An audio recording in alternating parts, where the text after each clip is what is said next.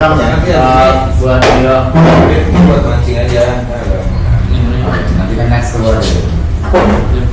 Sudah direkam ya? Mangga bagus nih malah. Sini Mak, sini. Sini, situ bagus. Ini orang tua harus sholat nih. Ini sholat soalnya pengawas. baik. Bismillahirrahmanirrahim. Assalamualaikum warahmatullahi wabarakatuh. Waalaikumsalam warahmatullahi wabarakatuh. Yang saya hormati Bapak Kepala SMA Negeri 1 Dramaga dan di sini ada sebagai perwakilan. Yang saya hormati Bapak rekan-rekan guru SMA Negeri 1 Dramaga. Alhamdulillah, terima kasih banyak untuk kehadirannya dan kesempatan waktunya. Di sini saya calon anggota guru penggerak angkatan 9 yang mendapatkan tugas untuk menyelesaikan modul 1.4 yang berkaitan dengan diseminasi menyebarkan pemahaman dan penerapan budaya positif. Sebelumnya saya mengucapkan terima kasih yang sebanyak-banyaknya atas kesempatan waktu yang sudah Bapak luangkan. Sebelumnya juga saya mohon maaf, di sini saya bukan untuk sekedar menggurui, tapi saya hanya masih tahap belajar dan menyelesaikan tugas yang akan saya selesaikan di bulan ini. Baik, sebelum kita mulai, saya sebelumnya menyampaikan susunan acara terlebih dahulu. Yang pertama, sambutan atau pembukaan tersendiri sudah saya sampaikan. Yang kedua, nanti ada sambutan dari kepala sekolah ataupun yang mewakili. Di sini selaku hadir beliau Bapak Joyce selaku Bapak Keseluruhan di bidang humas. Terus nanti yang terakhir saya akan memaparkan atau presentasi tentang budaya positif yang sudah saya pelajari di CGP sampai saat ini. Baik, kita lanjutkan acara selanjutnya. Sebelum kita mulai, kita buka acara ini dengan membacakan basmalah bersama-sama. Bismillahirrahmanirrahim. Acara selanjutnya untuk sambutan dari Bapak Kepala Sekolah ataupun yang mewakili dari Wakasek bagian humas oleh Bapak Majois SPD. Kami kepada beliau dan persilakan dengan segala hormat. Bangga Bapak. Jadi Pak. Assalamualaikum warahmatullahi wabarakatuh. Waalaikumsalam warahmatullahi wabarakatuh. Alhamdulillahirabbil alamin. Shalatu wassalamu ala asyrofil mursalin Sayyidina Muhammadin wa ala alihi washabbihi ajmain, amma ba'du. Wa qala Allahu ta'ala fi kitabil karim wa asdaqul qa'ilin subhanaka la ilma lana illa ma 'allamtana wa alimul hakim. Rabbi shrah li sadri wa yassir li amri wa hlul 'uqdatam min lisani yafqahu qawli.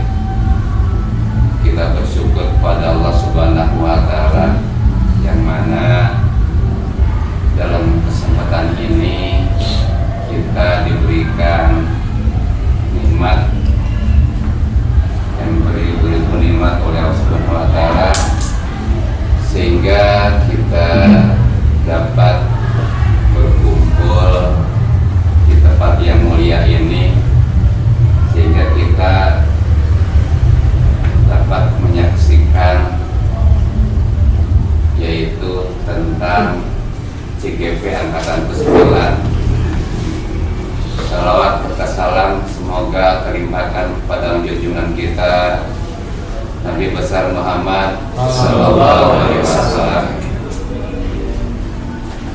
Tidak lupa pada sahabatnya, juga mudah-mudahan pada kita semuanya nanti mendapatkan syafaat dari Allah Subhanahu wa taala.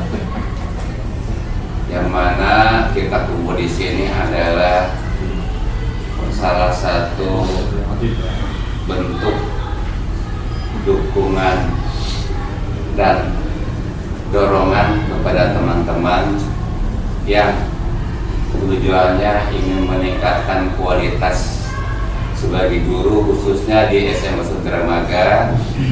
Mudah-mudahan yang sekarang angkatan 9 ini mudah-mudahan secepatnya diselesaikan dan juga mendapatkan ilmu yang sebanyak-banyaknya, khususnya untuk anak didik kita, umumnya untuk kita semuanya kalau seandainya masih ada di alam fana ini.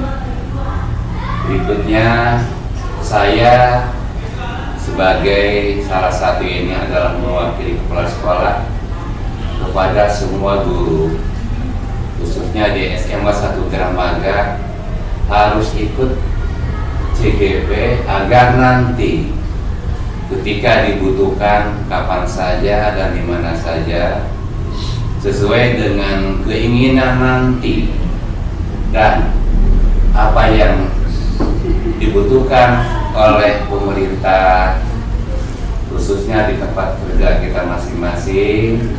Seandainya ingin meningkatkan kualitas kerja dan kedudukan, itu sudah ada syarat yang harus disiapkan oleh kita semuanya. Seandainya kita sekarang belum mau jadi pimpinan, pengawas, 3 tahun yang akan datang kita ada keinginan dari situ dan syaratnya sudah ada. Mudah-mudahan kita selesai dengan sebaik-baiknya.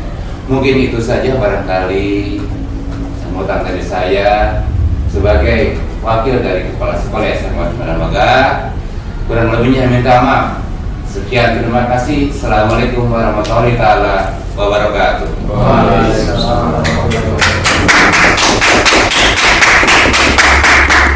Baik, terima kasih untuk Pak Chris selaku mewakili Kepala SMA Negeri 1 Dramaga. Oke, selanjutnya saya lanjutkan dengan itu susunan acara ketiga tentang pemaparan budaya positif. Sebelumnya perkenalkan Bapak, nama saya Adi Sewata, SPD, calon guru penggerak angkatan 9 dari SMA Negeri 1 Dramaga. Sedikit profil saya, di sini ada fasilitator saya, beliau namanya Bapak Idris, dan pengajar praktis saya Bapak Matembolo Sinadem. Baik, Bapak-Bapak yang saya hormati, saya membacakan 7 pendidikan yang disampaikan oleh Bapak Ki Hajar Dewantara. Menuntut segala kodrat yang ada pada diri anak-anak agar mereka mencapai kebahagiaan yang setinggi-tingginya, baik sebagai manusia maupun sebagai anggota masyarakat. Oleh sebab itu, pendidik itu hanya dapat menuntut tumbuh atau hidupnya kekuatan kodrat yang ada pada anak-anak agar dapat memperbaiki lakunya, bukan dasarnya hidup dan tumbuhnya kekuatan kodrat. Ini hanya tujuan pendidikan yang disampaikan oleh Bapak Ki Hajar Dewantara sebagai pemantik di awal presentasi saya. Nah, ini yang mau saya paparkan Bapak-Bapak tentang budaya positif. Nah, sebelum saya jelaskan budaya positif ini, mungkin Bapak-Bapak sudah pada sering ataupun mungkin pernah mendengarkan, dan pada intinya memang kita selaku guru, nah ini selalu ditekankan untuk kita sendiri untuk mengembangkan budaya positif masuk di dalam diri kita sendiri sebelum kita ke sekolah. Nah, kira-kira menurut Bapak-Bapak budaya positif itu seperti apa sih kira-kira? Nah, di sini ada pengertiannya budaya positif di sekolah, yaitu nilai dan kebiasaan sekolah yang berpihak pada murid agar mereka dapat berkembang menjadi pribadi yang kritis, saling menghormati dan bertanggung jawab sesuai dengan profil belajar Pancasila. Kita di sekolah sudah kalau saya perhatikan banyak kebiasaan-kebiasaan ya, atau kebijakan-kebijakan ya, atau yang mengandung nilai-nilai kebajikan yang sering kita peragakan atau yang sering kita contohkan pada anak-anak, baik dari guru, ya, lingkungan ataupun keluarga yang ada di semuanya. Dan salah satu contoh nilai kebaikan yang kita lakukan setiap hari pagi-pagi ada kegiatan ya 5S yang pernah sudah kita kembangkan ya, buat anak di depan, dan itu juga merupakan salah satu budaya positif. Baik, tentunya ada konsep penting budaya positif yang harus dijelaskan.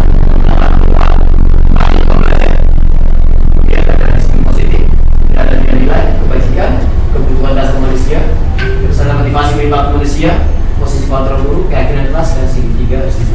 inilah yang ada di dalam budaya positif yang harus saya paparkan untuk hari ini. Ini konsepnya.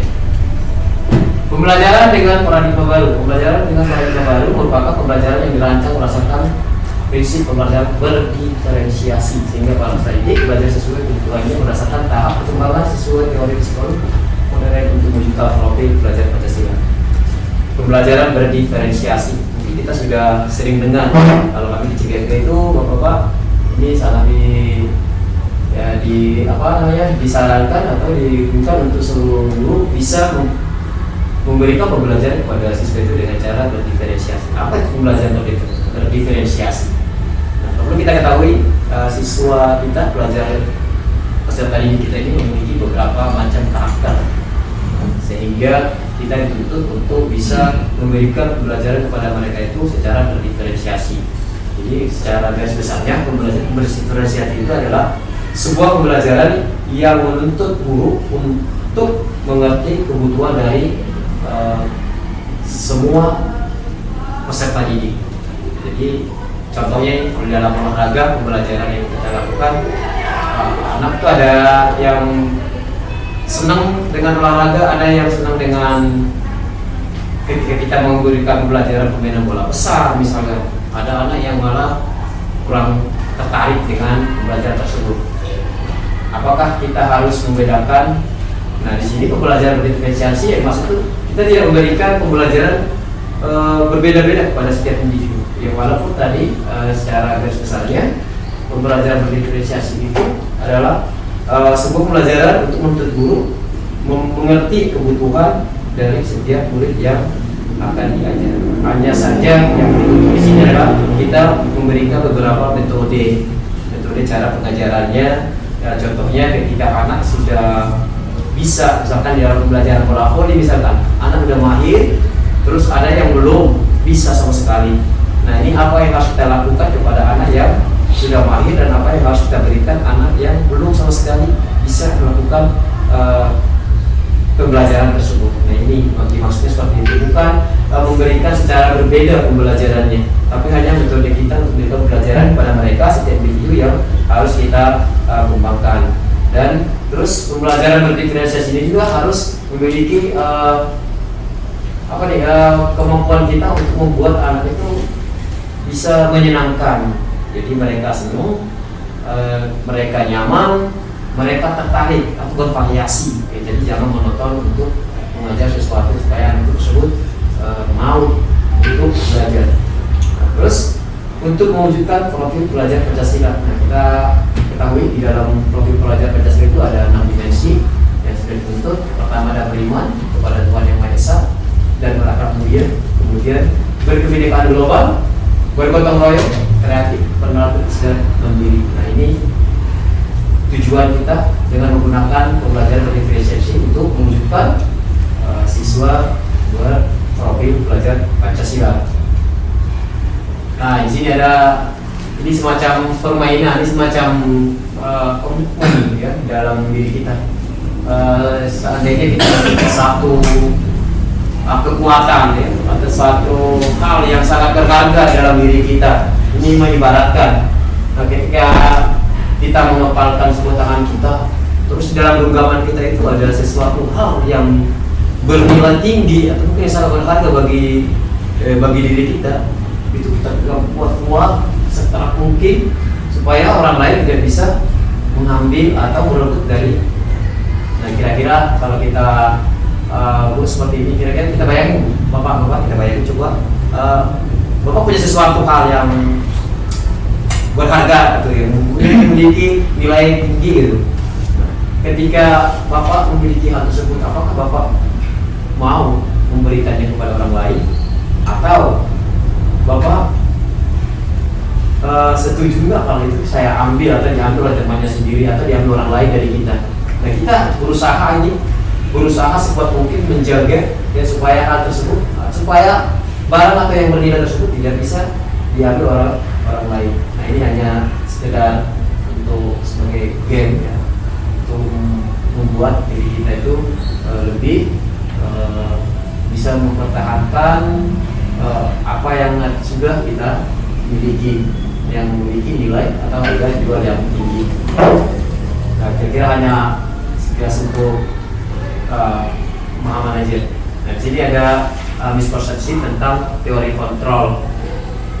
Baca nggak? Baca ya. Baca Pak. Ini terlalu kurang ya.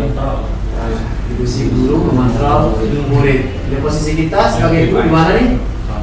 Ada di mana nih? Guru sebenarnya ada di mana nih? Yang di depan itu siapa? Guru ya. Depan itu posisi murid ya di depan. Jadi guru itu ada di belakang. Ini maksud tentang teori kontrol.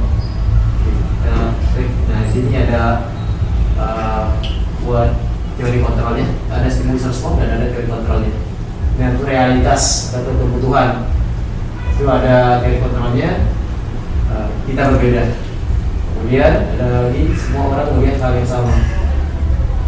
Bisa ya, dan kemudian setiap orang memiliki gambaran yang berbeda.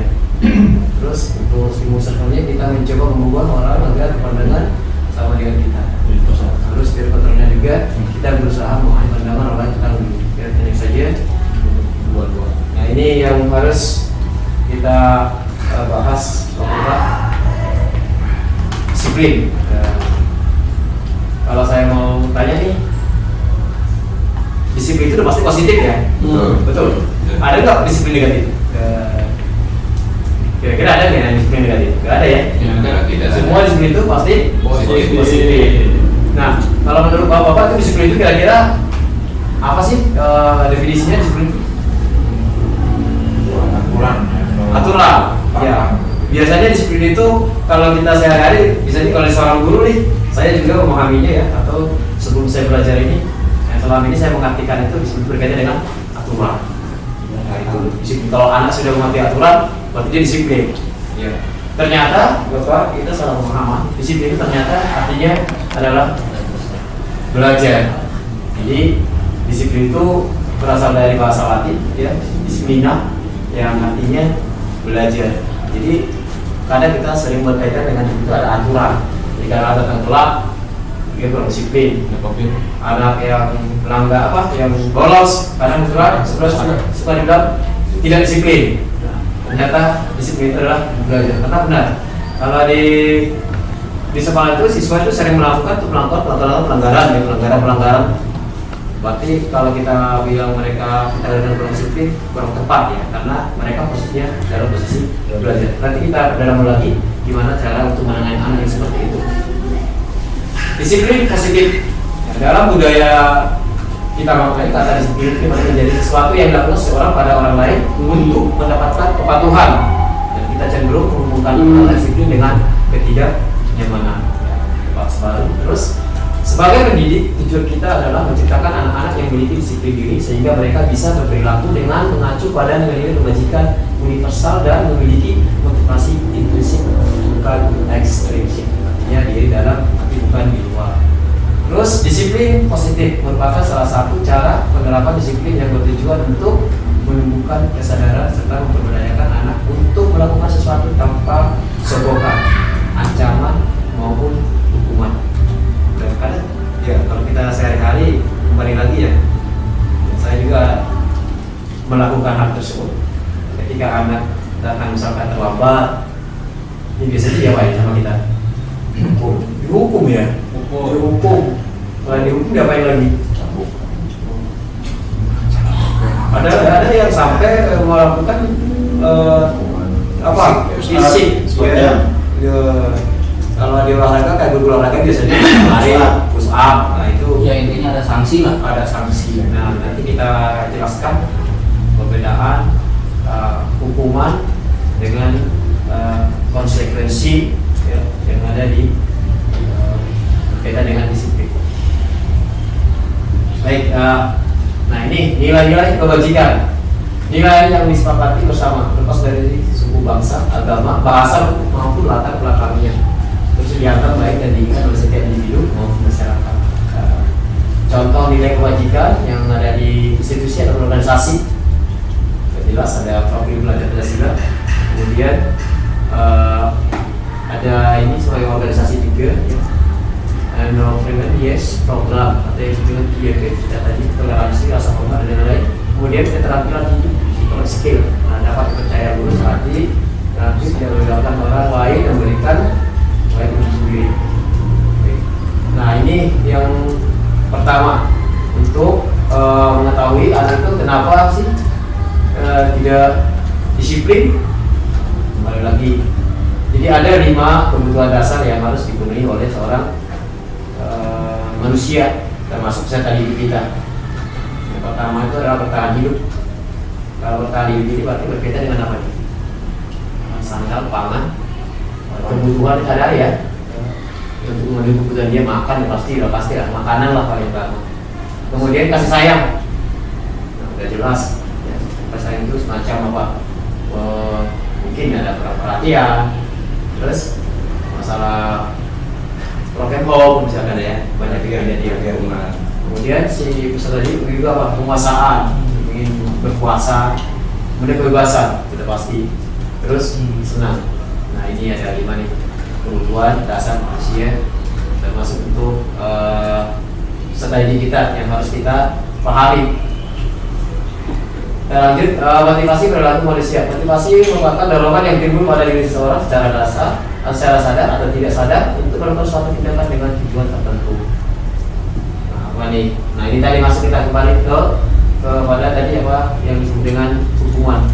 Jadi untuk siswa yang memotivasi perilaku manusia termasuk peserta didik, nah kita harus paham dulu nih apa yang harus kita lakukan. Yang pertama itu kita bisa menghindari kenyamanan dan hukuman. Jadi ternyata memberikan hukuman kepada anak itu juga membuat dirinya tidak nyaman.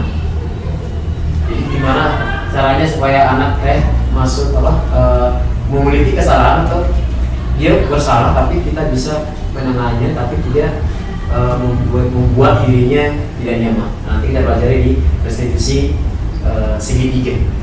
Nanti saya itu intinya di sini nanti pembelajaran ini adalah saya menyampaikan satu treatment atau cara untuk menangani peserta didik yang kurang disiplin mungkin atau yang memiliki banyak masalah atau problem-problem baik di rumah maupun di sekolah. Murid melakukan disiplin diri karena dia takut dihukum, berarti terpaksa ya, karena dia tidak hanya khawatir atau takut dihukum sama Pak Istri, makanya dia tidak mengerjakan pembelajaran di sana. Tapi bukan memberikan kesadaran malah. Jadi nanti di segitiga restitusi kita akan membahas itu. Kemudian mendapatkan imbalan atau penghargaan dari orang lain. Di sini adalah murid mau melakukan disiplin karena diberikan penghargaan. Ini merupakan motivasi ekstrinsik ya. Ini memberikan penghargaan kepada siswa bisa juga sebagai motivasi ya. Tapi tidak bagus juga ya. Jadi nanti kita jelaskan kenapa.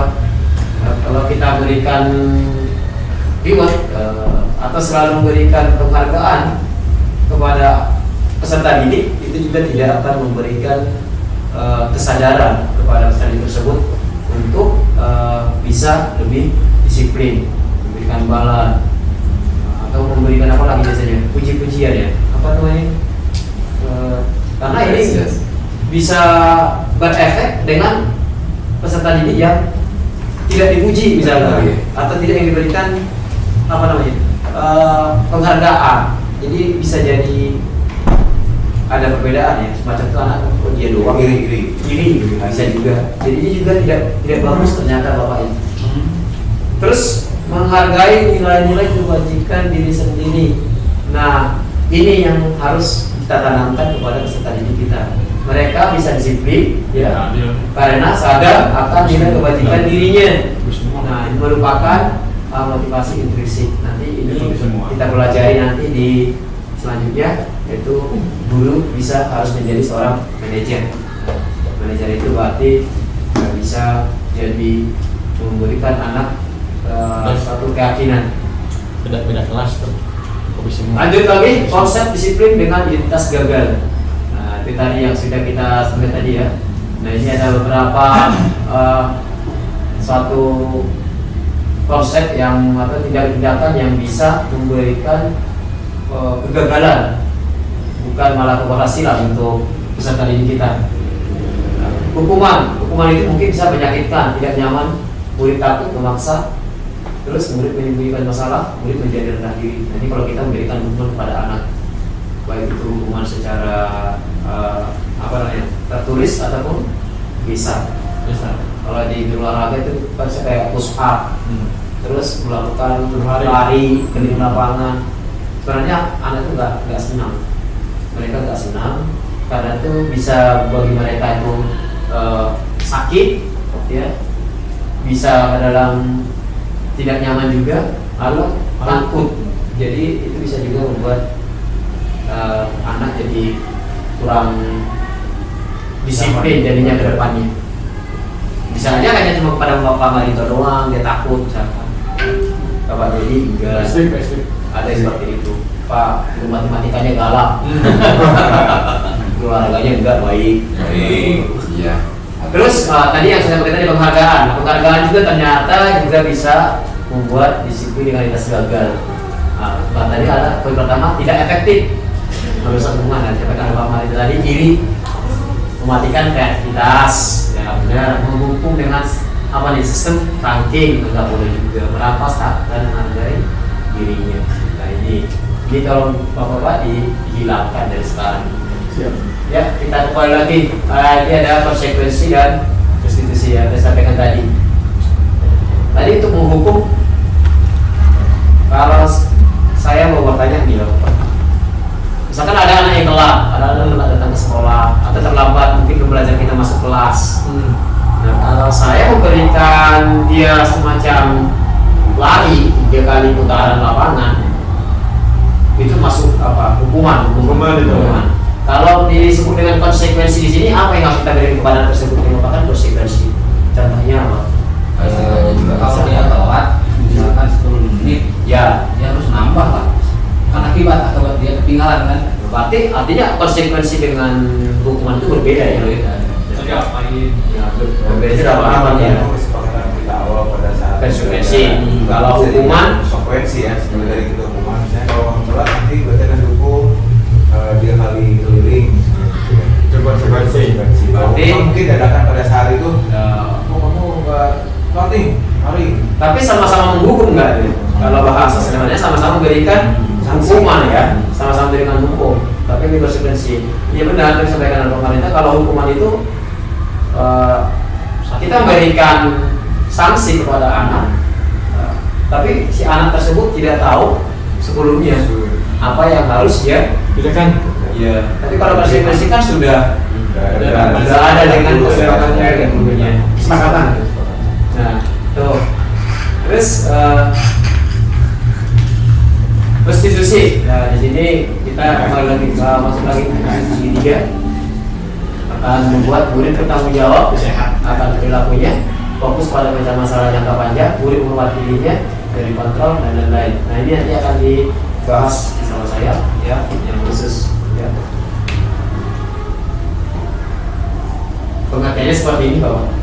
Restitusi adalah proses menciptakan kondisi bagi murid untuk memperbaiki kesalahan mereka sehingga mereka bisa kembali kepada kelompok mereka dengan karakter yang lebih kuat. Nah, ada ciri-cirinya. Dia bukan menembus kesalahan, namun belajar dari kesalahan, memperbaiki hubungan, tawaran bukan paksaan, menuntut untuk melihat ke dalam diri, mencari bukti dasar tindakan, fokus pada karakter bukan tindakan, dan membuatkan fokus pada solusi. Proses menciptakan kondisi bagi murid untuk memperbaiki kesalahan mereka. Berarti sudah ada penanganan yang benar ya. Artinya anak bisa lebih ke kesadaran ya, dengan apa yang sudah dia lakukan. Ya, kalau kita melakukan hukuman kan karena anak kita kasih hukum belum tentu dia bisa menyadari kesalahannya. Makanya nanti di segitiga restitusi ya yang akan saya bahas. Nah ini perbedaannya Bapak. Ini ada hukuman konsekuensi. Tadi kita sebagai menghukum siswa tersebut hormat bendera 10 menit. Nah, kalau di maksudnya guru memberikan konsekuensi untuk mengerjakan pekerjaannya di saat istirahat di kategori. Jadi misalkan kalau anaknya tadi bisa kita benar telat misalkan, guru marah dan murid menjadi takut. Jadi dengan marah aja kita ke anak itu termasuk menghukum. Kamu kenapa tidak sholat? Ya, berarti nadanya bukan kayak gitu, caranya bukan kayak gitu. Kita nanti masuk di restitusi. Terus guru tegas dan siswa menghormati peraturan. Nah ini konsekuensi ya. Nah, sini kesiswaan biasanya nih.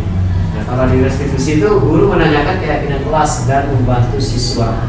Nah kalau sudah masuk ke keyakinan kelas, kalau bahasa sederhananya keyakinan itu Bapak, jadi kita membuat suatu di kelas itu apa namanya, kesepakatan. Jadi kita ganti ya, mulai hari ini jangan kesepakatan, kita ganti dengan keyakinan kelas. Kenapa? Karena kalau dengan keyakinan itu berarti apa yang sudah kita lakukan itu benar-benar dari anak tersebut. Jadi bukan kesepakatan. Karena bisa ada gurunya yang membuat. Contoh saya nih, pembelajaran olahraga di jam pertama 20 menit, saya kasih waktu lebih dari 20 menit akan saya hukum kalau telat datang ke lapangan. Jadi itu kan kebijakan dari kitanya ya, langsung ke anaknya. Tapi kalau kita langsung keyakinan, berarti kita sudah itu langsung dari anak tersebut. Itu guru terbuka dan siswa menghormati dirinya dan orang lain. Itu lebih menggunakan restitusi. Ya. Ini ada 5 posisi kontrol tadi, ada penghukum, pembuat rasa bersalah, teman, pemantau, manajer. Nah ini bapak yang saya hormati, saya berharap yang 5 posisi kontrol restitusi ini bisa kita tanamkan dalam diri kita sendiri. Ya, saya lebih ke manajer nih, ya. Kalau saya jadi seorang guru, saya lebih memilih manajer. Kenapa? Nah, saya jelaskan. Kalau tadi kita contohkan salah satu kasus di sekolah. Ya, kasus di sekolah misalkan datang telat, ini udah hal yang biasa yang mulai ya. Anak datang telat. Nah biasanya piket yang harus di sini yang berfungsi ya. Piket itu pasti lebih peka dengan anak yang telat. Mereka akan melakukan hal pasti marah. Ya awalnya pasti marah. Kamu telat terus. Kapan sih kamu gak bisa telat? Apalagi kalau piket gak ngecek nih datanya, ada sampai 3 kali betul-betul terlalu itu pasti bahasa seperti itu pasti datang ke anak. Itu tidak akan membuat anak menjadi jerah atau tidak telat lagi. Nah, kemudian membuat rasa bersalah, ini masih mending. Membuat rasa bersalah itu artinya kita memberikan kalimat-kalimat kepada anak sehingga dia tersentuh dan dia merasa apa yang dia lakukan itu salah. Nah, contohnya misalkan sindir, mau sampai kapan kamu seperti ini terus? Kan bapak kan sebagai wali kelas malu kalau kamu selalu telat. Nanti bapak bisa dipanggil oleh kepala sekolah dan lain-lain. Nah, jadi ada itu dia merasa, oh iya saya salah. Tapi itu juga tidak cukup, Pak. Kemudian sebagai teman, nah mungkin di bapak lebih paham ya, aku sebagai teman itu berarti kita menganggap anak murid itu dengan kita itu sebagai teman, dengan bahasa-bahasa sebagai teman juga, dengan cara merangkul dan lain-lain. Kalau hanya memantau gimana? Untuk memantau ini lebih ke apa? Misalkan kalau anak telat misalkan, itu ditegur nggak kalau dia seorang pemantau? Tegur nggak anaknya? Ditegur tapi tidak ada pemberian ya semacam tadi bersih-bersih semacam enggak itu mati. Nah di manajer ini yang paling bisa ditempatkan. Kenapa? Menjadi telat. Nah, contohnya tadi seperti yang seperti tadi kalimatnya seperti ini, kalau anak telat, apakah kamu tahu kesalahannya? Nah kita ngajak ngobrol si anak tersebut, kira-kira bagaimana kamu akan memperbaiki kesalahan ini. Kemudian kita pertanyakan lagi dengan posisi kita sebagai manajer tuh, ya, kamu tahu nggak yang kamu lakukan ini salah? Kamu tahu nggak kita sudah membuat suatu keyakinan kelas? Kalau keyakinan kelas itu misalkan datang terlambat, bahasanya jadi yang positif ya, datang tepat waktu. Nah kita kan sudah membuat keyakinan kelas harus datang tepat waktu. Nah ini posisi manajer, jadi si anak tersentuh sehingga dia memahami dan bisa merubah dirinya untuk tidak melakukan hal yang sama. Baik, ini saya melakukan satu diskusi dengan keyakinan kelas di sekolah. Perlu nggak keyakinan kelas dilakukan di sekolah, di kelas kita? Perlu banget ya. termasuk wali kelasnya nih harusnya nih. Jangan, kalau saya lihat di kelas saya banyak yang melakukan hanya dengan guru materi doang, dan itu maksudnya kesepakatan. Nah kalau saya di 10C itu saya buat keyakinan kelas mereka menyepakati bukan hanya ke guru materi ya, tapi keyakinan kelas tersebut. Di kelas itu nggak boleh misalkan tidak boleh menggunakan handphone ketika saat belajar, tidak boleh keluar tanpa izin misalkan dari gurunya atau guru siapapun yang ada di situ. Nah, kita harus mengikuti peraturan tersebut. Dan contohnya kalau dalam berkendaraan perlu kan menggunakan helm. Buat apa sih kita menggunakan helm? Sudah pasti untuk menjaga keselamatan ya. Perlu kita menggunakan masker. Nah, jadi seperti itu. Jadi lebih ke keselamatan. Nah ini kayak kelas yang saya buat di kelas saya di datang tepat waktu. Jadi kalau orang telat ya sudah kita berikan secara manajer tadi. Belajar dengan antusias, semangat percaya diri, saling menjaga kebersihan dan lain-lain. Terus lagi. Nah ini ibu bapak segitiga seperti yang saya maksud tadi. Nah kalau dalam proses penanganan anak ya gunakanlah segitiga diskusi. Yang pertama itu adalah kita bisa melestarikan identitas. Nanti ada lagi masuk validasi tindakan yang salah, terus menanyakan keyakinan. Nah, itu suatu proses dialog yang dijalankan oleh guru agar dapat menghasilkan guru yang mandiri bertanggung jawab dan gunakan kalimat-kalimatnya. Berarti ada contohnya dari saya. Nah ini dia. Yang pertama kita bahas melestarikan identitas. Ini kalimat-kalimat yang akan kita sampaikan kepada anak ketika anak itu misalkan datang telat atau ketika anak itu melakukan sesuatu perbuatan yang salah di kelas. Jadi kita jangan langsung memberikan hukuman ya, kita panggil anaknya, kita ajak ngobrol. Pertama melestarikan identitas. Apa yang harus kita sampaikan kepada anak tersebut? Nah, kita ngobrol. Berbuat salah itu wajar, tidak ada manusia yang sempurna. Nah itu bisa kita sampaikan kalimat-kalimat seperti itu. Bapak juga pernah melakukan hal yang sama. Yes. Terus sampai dia akan tertunduk diam terus. Nah ini terus yang berikutnya Bapak tidak mau mencari siapa yang salah, tapi ingin mencari solusi dari permasalahan atau permasalahan yang kamu lakukan. Kamu berhak merasa begitu. Masih kita berikan identitas ya. Nah, kemudian kita validasi lagi dengan tindakan yang salah. Hanya seperti ini. Kamu pasti punya alasan ya kamu melakukan itu. Padahal kamu bisa melakukan yang lebih buruk dari itu. Contohnya misalkan tadi kayak lagi marah sama temannya, bisa dia melakukan yang lain kan. Jadi kamu patut bangga karena telah melindungi sesuatu yang penting. Ya, kenapa dia melakukan itu? Mungkin ada alasannya. Ya contohnya kemarin ada di kelas saya tuh dia hampir menggampar temannya, hampir menabok gitu, tapi meja diangkat, tapi belum sempat gitu. Gara-gara apa? Karena dia sering diganggu, terus dicontek tugas-tugasnya tanpa pengetahuannya diambil itu. Jadi kan kesel. Dia enak banget pak, saya ngerjain, dia cuma nyontek doang. Dan dia punya alasan gitu. Jadi kita gali terus si anak tersebut kenapa dia sampai melakukan hal tersebut. Nah kamu lakukannya karena mempertahankan sesuatu yang penting bagi. Nah, baru setelah itu baru kita masuk ke pihak yang terakhir, yaitu menanyakan keyakinan. Setelah kita ngobrol dengan anak tersebut, baru kita masuk. Kamu tahu karena kita sudah punya keyakinan jelas. Pasti dia akan menjawab ya apa enggak gitu. Nilai apa yang telah disepakati bersama. Nah, berarti kan kita sudah membuat keyakinan kelas itu dia akan paham. Terus seperti apa gambaran sebuah kelas yang dia menurut kamu? Dia akan menjawab. Kamu ingin menjadi orang seperti apa? Nah, ini restitusi segitiga di dalam penanganan anak.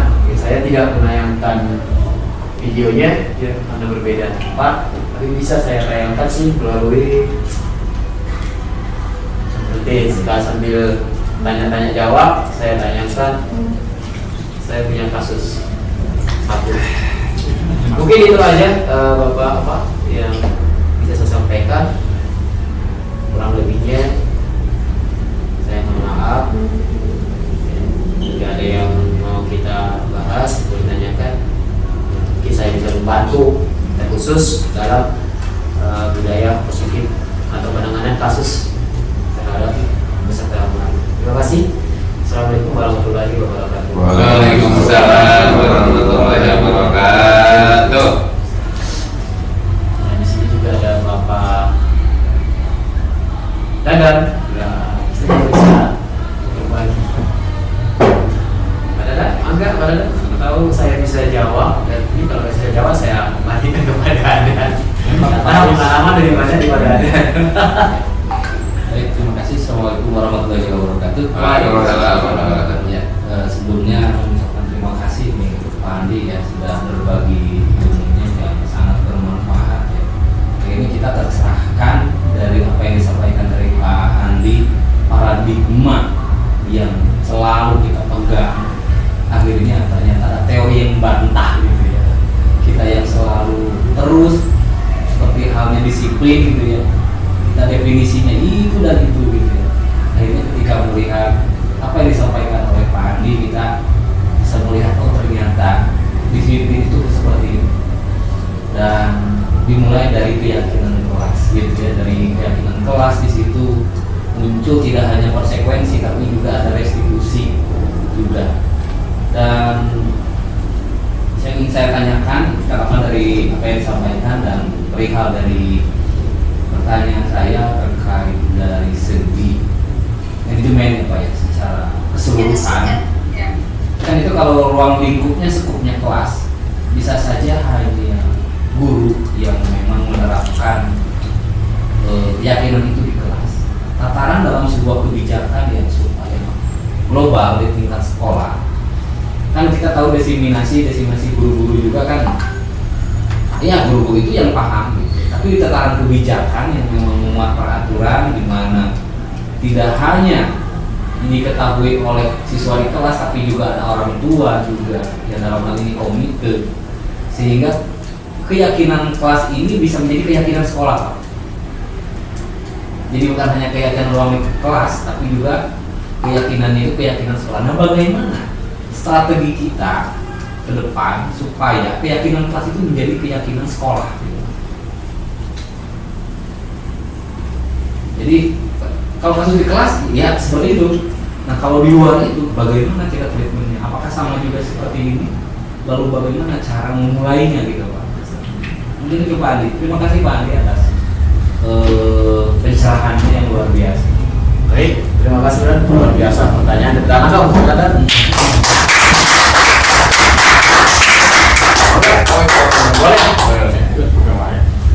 Terima kasih kepada Pak Adil atas waktunya. Saya juga ingin bertanya tentang restitusi. Terus terang saya baru mendengar program restitusi ini saat ini ya, karena biasanya mungkin bukan hanya saya yang menjalankan program yang lama ya, seperti kayak reward and punishment itu mungkin semua guru atau mungkin bahkan bukan hanya guru, orang tua juga pasti menerapkan hal itu di rumah gitu ya, bukan hanya di kelas atau di sekolah saja.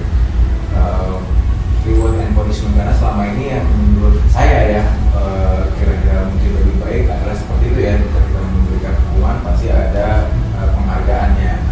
Ada penghargaan berarti ada hukuman atau sanksi yang diberikan kepada siswa ataupun anak kita. Dengan demikian akan seimbang ketika mereka membuat kesalahan berarti kita berikan sanksi, ketika mereka membuat suatu tindakan yang baik bisa kita kasih reward dari penghargaan tadi.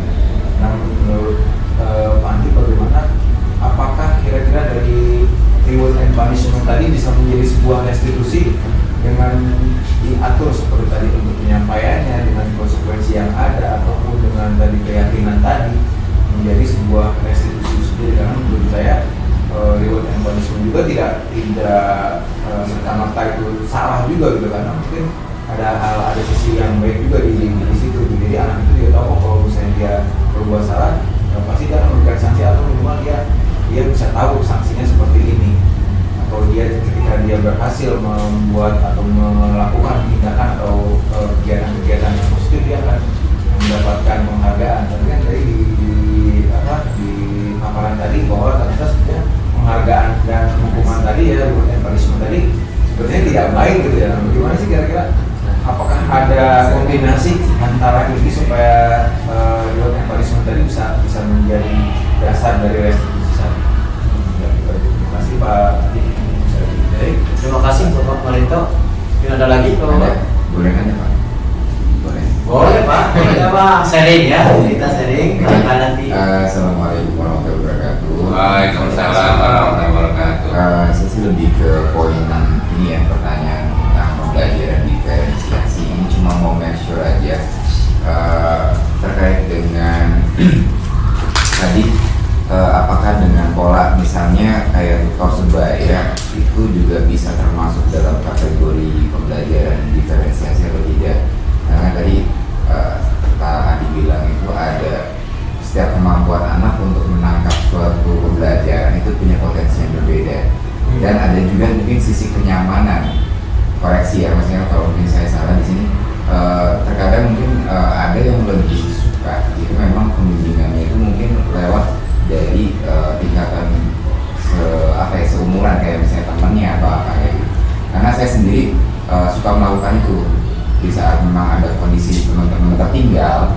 Hal yang saya lakukan adalah bagaimana kita bisa memberikan peran penting terhadap rekanan temannya yang memang bisa memahami apa yang saya sudah kasih pembelajaran mereka. Kalau saya lebih ke situ pertanyaan. Terima kasih. Baik, jadi terima kasih banyak atas pertanyaannya. Ada lagi? Mungkin ada, kalau ada teman-teman ada yang bisa jawab, bantu saya jawab dari teman-teman kita. Mungkin dari Bapak Kesiswaan, barangkali ada? Sebab, oke. Saya coba jawab yang disampaikan oleh pertanyaan pertama yang saya kalau Bapak ada. Keyakinan kelas bisa nggak kira-kira menjadi keyakinan sekolah seperti itu intinya Bapak ya? Iya. Ini dari manajemen banget ya. Kebijakan Kalau saya pribadi sih, karena apa segala peraturan dan segala keyakinan yang kita lakukan di sekolah, di kelas ya, itu bersumber dari keyakinan atau kegiatan-kegiatan yang sudah dilakukan di sekolah. Itu pada dasar itu menurut saya. Jadi nama tidak gitu. Jadi segala contohnya saya melakukan keyakinan dari kelas 10C datang tepat waktu misalnya. Sekolah kita menerapkan hal tersebut. Ya, sekolah kita sudah menerapkan tersebut. Datang sesuai dengan waktu 7.00 anak-anak sudah harus masuk dalam kelas. Jadi dasarnya pada intinya itu keyakinan sekolah yang akan kita gali, kita buat menjadi keyakinan di kelas. Jadi bukan dari ke kelas menjadi ke sekolah. Itu pada intinya. Karena tidak mau bertolak belakang nanti dengan sekolah. Kalau saya buat satu kebijakan di kelas saya sendiri misalkan, ternyata sekolah tidak melakukan hal itu. Nah itu saya juga bisa resiko misalkan. Jadi kita juga mungkin ya kebanyakan memahami dulu keyakinan atau peraturan-peraturan yang ada di sekolah kita tersendiri sebelum kita masuk ke kelas. Jadi lebih kita bekerja sama atau mungkin lebih memberikan hal yang disampaikan sekolah kepada kelas sendiri. Kita hanya menguatkan aja sebagai keyakinan di kelas. Bisa kayaknya Bapak ya. Jadi jawaban saya seperti itu karena saya ambil kegiatan-kegiatan yang disampaikan itu berbeda dengan apa yang sudah diterapkan di sekolah. Jadi ya, ada nggak sih salah satu contoh sekolah yang menerapkan suatu kegiatan di kelas tapi berbeda dengan di sekolah? Jadi seperti itu Pak Dadan. Terus yang berikutnya dari Pak Marinto sendiri itu hukuman dengan punishment tadi Pak ya. Dan saya itu udah menjelaskan tadi memberikan hukuman kepada anak bukan hanya sekedar kita memberikan secara fisik, lari, dengan gaya kita berbicara aja kepada anak, intonasi kita dengan menggertak atau dengan bahasa tubuh kita aja juga itu bisa merupakan salah satu hukuman buat anak. Jadi kembali lagi tadi Pak pada tadi yang saya sampaikan tadi, konsekuensi hukuman dan restitusi. Nah, ketika memberikan suatu penghargaan kepada anak, memberikan penghargaan itu semacam reward mungkin di kelas misalkan pertanyaan bapak ngasih suatu pertanyaan kepada anak, langsung saya aplikasi ke dia misalkan. Nah terus kalau memang hadiahnya hanya terbatas kali ya menurut saya, tidak usahlah diberikan hal seperti itu, karena itu bisa mempengaruhi hal yang di sebelahnya. Karena kita bukan hanya saat itu aja berinteraksi dengan siswa, kita akan mesti di hari berikutnya. Tapi kalau melakukan suatu kebiasaan dan dilakukan terus menerus, mungkin saya rasa lebih positif. Nah, yang jadi hal negatifnya itu adalah ketika Bapak Marinto misalkan atau saya sendiri saya memberikan reward kepada anak-anak, penghargaan kepada anak hanya sesaat mungkin ya. Tapi kalau kita semua memiliki suatu program, misalkan buat kegiatan, misalkan di sini anak saya kalau ada di satu akan saya berikan hadiahnya, contohnya siapa? Nah, sepeda misalkan. Nah, tahun bulan berikutnya hadiah di satu bapak memberikan apa? Bukan sepeda, malah jauh lebih murah harganya dibandingkan apa? Sepeda. Bola. Iya kan? Bola. Tapi tetap diberikan hadiah kan? Tapi kalau bapaknya komitmen memberikan hadiah tersebut dengan tidak membedakan dengan, ya saya rasa bisa positif ya. Nah itu mungkin paman itu jadi bisa ya sangat berpengaruh. Langkah baiknya ya memang jadi motivasi sih bagi mereka ketika kita berikan, tapi langkah baiknya menurut saya tidak usah dibiasakan langsung berikan hal seperti itu. Khawatir anak yang di sebelahnya merasa tersinggung, ya iri dan lain-lain, karena dia kan anak kita kan ada yang aktif ada yang pasif. Jadi nggak semua anak pintar itu Pak aktif, Pak. Ada anak yang pintar dia nggak bisa pendiam, diam ya. Dia tahu jawaban yang mau kita kasih pertanyaan mau dia, tapi dia nggak bisa mau jawab. Dia mungkin ada malu apa dan lain-lain. Nah ini yang perlu harus kita perhatikan, gimana supaya anak itu tidak pasif. Jadi nggak perlu terlalu sering memberikan reward Pak kepada anak. Efeknya banyak. Positif sih banyak, motivasi juga bisa. Tapi hal negatif itu itu tadi banyak hal dilihat. Terus yang terakhir dari Pak Yuli, jadi lupa saya pertanyaannya tadi. Diferensiasi. Ya, tadi kan saya jelaskan bahwa ya pembelajaran berdiferensiasi. Di sini kan bukan berarti guru memberikan pembelajaran secara individu ya, secara individu, karena kita ketahui siswa itu berbeda karakter, si A dengan si B, si C dan lain-lain. Jadi bukan berarti saya sebagai guru harus mengajarin anak ini face-to-face. Kalau seperti ini kita kan manusia juga, saya rasa nggak sanggup lah, nggak mampu gitu. Jadi gimana caranya gitu? Jadi yang kita butuhkan di sana bukan tadi disampaikan, tapi kita merubah konsep pembelajaran kita, metode pembelajaran kita. Ya, kan saya menyampaikan tadi kan ada ciri-ciri pembelajaran berdiferensiasi itu seperti apa. Itu pahami dulu pertama. Kita buat lingkungan belajar di dalam kelas akan mengundang para murid untuk tertarik dalam pembelajaran kita. Contohnya saya di dalam lapangan misalkan. Ketika saya memberi pembelajaran di anak, jadi saya buat dulu mereka tuh tertarik dengan gaya saya belajar. Yang tadinya anaknya pasif ataupun kurang suka, ya berarti ada saya itu dulu yang pertama, lingkungannya dulu saya pengaruhi dulu supaya dia tertarik. Kalau masalah bisa nggak bisanya kan kita belum tahu. Ya itu dulu yang pertama. Terus yang kedua bisa kita merespon murid tersebut ya, sesuai dengan kebutuhannya. Ya kalau saya di lapangan seperti ini Pak, tadi sudah jelasin ya, anak ada yang suka misalkan kayak pembelajaran salah satu saya pembelajaran tenis meja misalnya.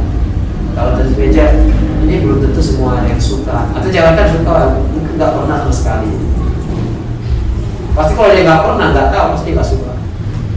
Tapi yang udah bisa biasanya, yang udah bisa itu pasti lebih aktif, lebih senang. Saya dulu Pak. Nah sementara ini yang nggak suka karena nggak tahu, nggak bisa, gimana? Apa kita biarkan dia seperti itu? Akhirnya dia olahraga dulu. Sekarang dia bisa ada bisikan Pak ke kita, Pak, saya boleh nggak menggunakan alat olahraga lain? Ada gitu, banyak gitu. Ada juga banyak tuh bisik gitu. Saya ingin basketball. Padahal pelajarannya hari itu apa? Tenis meja ya.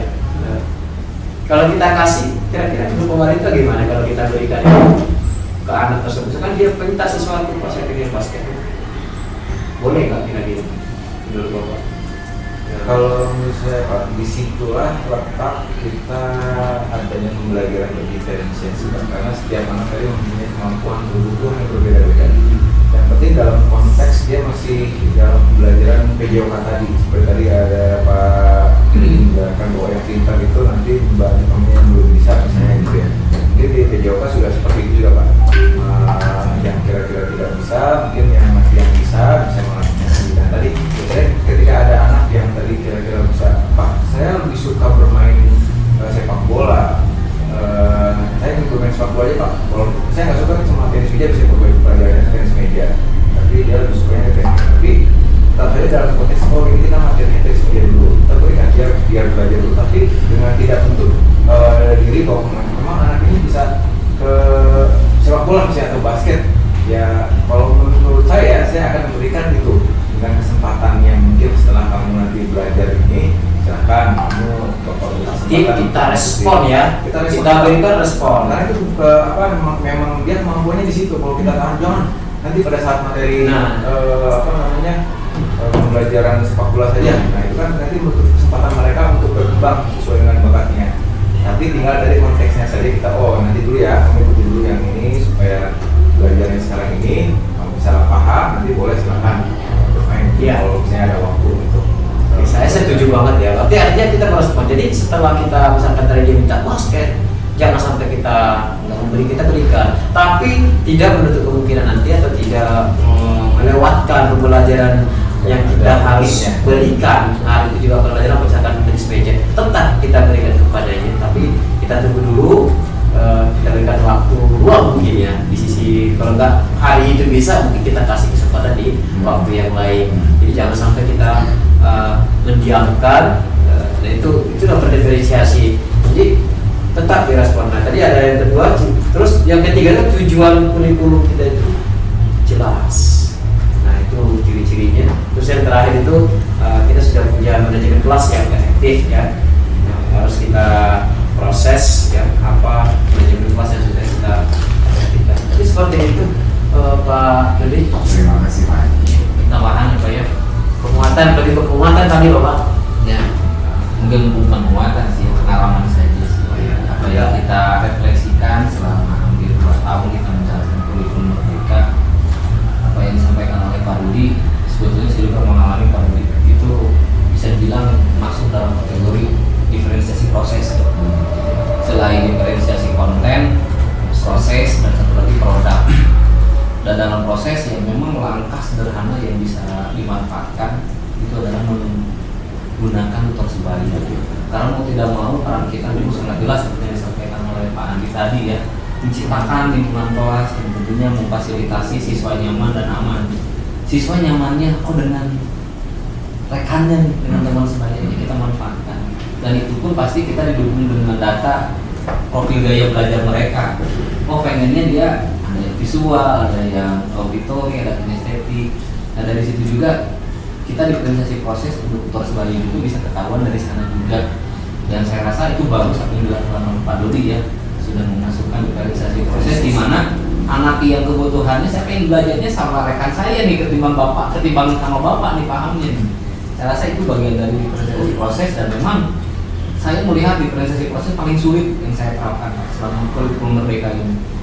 Terus sekarang jujur saya masih berkutat di diferensiasi produk ke anak itu.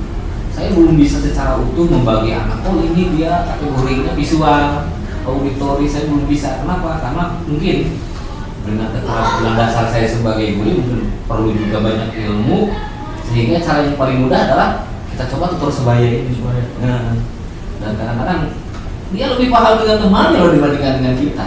Yang disampaikan sama, tapi mungkin dengan pendekatan, dengan gaya bahasa dia mungkin lebih dekat lah dia secara personal gitu. Lalu tadi saya ingin juga menindaklanjuti tadi ya Pak Mandia terkait dengan keyakinan kelas menjadi keyakinan sekolah. Berarti kebetulan di sini ada kesepuhan juga nih ya, yang membesarkan Semanida juga yang berjasa juga. Berarti kan dari sekian banyak peraturan yang ada di Simalida, mungkin ke depan mungkin alangkah baiknya atau bijaknya kita lihat dari sekian peraturan itu yang menyangkut siswa, mana yang bisa kita turunkan, mungkin seperti itu, yang menjadi sebuah keyakinan yang bisa dijalankan di kelas, seperti itu mungkin Pak Andi ya. Karena saya melihat tadi bayangannya kalau keyakinan itu harus berdasarkan intrinsik, harus berdasarkan dorongan, sedangkan ini sudah ada loh gitu. Apakah kita harus merevisi peraturan-peraturan itu? Apa yang bisa direvisi kita turunkan nih Pak. Dan ini langkah yang bagus dan juga jadi tercerahkan nih Pak Andi ya. Jadi bisa jadi Simalida bisa maju itu mungkin dari sistemnya, mungkin dari siswaan juga ini ya kebetulan. Kita dari sekian banyak peraturan, apakah dari kalimatnya mungkin kita perbaiki ya Pak Andi ya. Bisa. Yang memang sifatnya masih mengikat, ada punishment, ada reward, mungkin itu sedikit-sedikit dikurangi. Dan tentunya mungkin si peraturan itu ataupun si kesepakatan itu yang mau kita yakinkan itu tentunya dengan redaksi kalimat yang memang bisa direstitusikan, mungkin seperti itu Pak Andi ya. Ya seperti itu. Jadi ini Pak Andi dimasukkan nanti buat Bapak Komar sebagai kesiswaan juga, nanti mungkin kita bisa duduk bareng para elemen Simalida ini sekitar akademika untuk merumuskan seperti apa sih peraturan-peraturan atau bahasa Pak Andi itu keyakinan-keyakinan yang bisa kita implementasikan kepada nanti. Jadi itu sih Pak Andi ya. Terima kasih Pak Andi atas ide dulu. Baik, Bapak sudah masuk di penghujung. Waktunya saya tutup kegiatan ini. Terakhir saya ucapkan banyak terima kasih kepada Bapak Rois, ya, mungkin kepala sekolah sudah meminta waktunya. Terima kasih banyak Bapak. Semoga sehat selalu. Amin. Juga Bapak guru yang lain, ada Pak Gusti, ya, ada kesiswaan kita di sini, Pak Komar, ada Pak Isfi, Pak Marinto, ada senior kita Pak Dadan yang sudah banyak memberikan pengalaman kepada saya sendiri, khususnya ada rekan saya di sana, ada Pak Dodi dan tim editor saya juga yang sudah meluangkan waktunya, ya, Ustadz Destrias, bahwa ya terima kasih semuanya. Ya, semoga Allah bisa membalaskan segala apa yang sudah Bapak berikan kepada saya hari ini. Amin. Terima kasih, mohon maaf segala kekurangannya, hidangannya tidak ada. Ya, terima kasih yang sebanyak-banyaknya. Ya, dengan yang membacakan hamdalah sihat keberatan. Alhamdulillahirabbil alamin. Terima kasih. Assalamualaikum warahmatullahi wabarakatuh.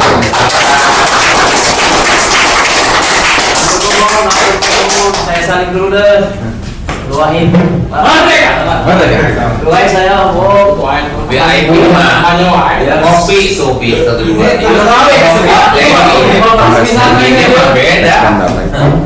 Tapi ini kelas tinggi loh. Ini mah aturan dokter. Ini yang muda dikasih kopi, yang udah Kita yang dikasih tinggi. Ada yang sehat dan berkah ya. Tapi ini bagus loh Pak Andi, ini harus perlu di. Terutama peraturan ya. Terus sama ini Pak, tentang tadi apa yang pelajaran Pancasila itu makanya kita belum dapat apa yang dulu lah ya kita ya belum betul-betul menerapkan secara langsung seperti makanya apa yang kejadian-kejadian itu karena kalau di anak-anak yang di anak-anak tuh sering cerita lah juga kan banyak yang bilang udah Pak ini anak-anak guru yang kelas 10 kelas 11 sekarang ini kalau saya ambil dari sisi yang mungkin caranya ya, cara untuk Haikal, tadi Bapak dengar laporan dari tiket, kamu sering datang terlambat ya? Iya Pak. Menurut ingatan kamu, sudah berapa kali kamu datang terlambat? 6 kali Pak. Sering terlambat itu suatu kesalahan bukan? Iya Pak. Baik Haikal, berbuat kesalahan itu manusiawi. Setiap orang pasti pernah berbuat kesalahan. Yang terpenting kita bisa belajar dari kesalahan tersebut dan berusaha untuk memperbaikinya. Setuju? Setuju Pak. Haikal, kita cari solusinya bersama ya. Iya Pak. Haikal sering datang terlambat pasti ada alasannya. Kenapa sih Haikal sering datang terlambat? Karena saya sering bergadang Pak, bermain HP juga sampai larut malam. Oh, seperti itu. Kamu tahu nggak keyakinan kelas yang sudah kita sepakati? Tahu Pak? Kalau terlambat datang ke sekolah, sesuai nggak dengan keyakinan kelas yang kita sepakati? Tidak Pak. Menurut kamu, keyakinan kelas apa yang sudah kamu langgar? Kedisiplinan Pak. Menurut kamu, disiplin itu penting tidak untuk kamu? Penting Pak, karena membuat saya datang ke sekolah tepat waktu dan bisa menghargai waktu. Betul, menghargai waktu itu penting dan sangat bermanfaat untuk kita. Seperti kita menghargai orang-orang yang ada di sekitar pekerjaan, menjadi tidak menumpuk, dan kita juga dapat melatih rasa kepedulian. Iya Pak, saya menyesal sudah sering datang terlambat. Saya mohon maaf sudah sering datang terlambat. Iya Haikal, sikap yang sangat baik sudah kamu lakukan dengan cara kamu minta maaf. Menurut kamu, apa yang kamu lakukan agar tidak datang terlambat lagi ke sekolah? Saya akan tidur lebih awal dan tidak akan bergadang lagi dan tidak akan main HP sampai larut malam. Baik Haikal, kamu sudah menemukan solusinya dan Bapak akan bekerja sama dengan orang tua kamu agar kamu tidak datang terlambat lagi ke sekolah. Sekarang silakan kembali ke kelas ya. Iya Pak, terima kasih banyak ya Pak. Sama-sama. Saya ke kelas ya Pak. Assalamualaikum. Waalaikumsalam.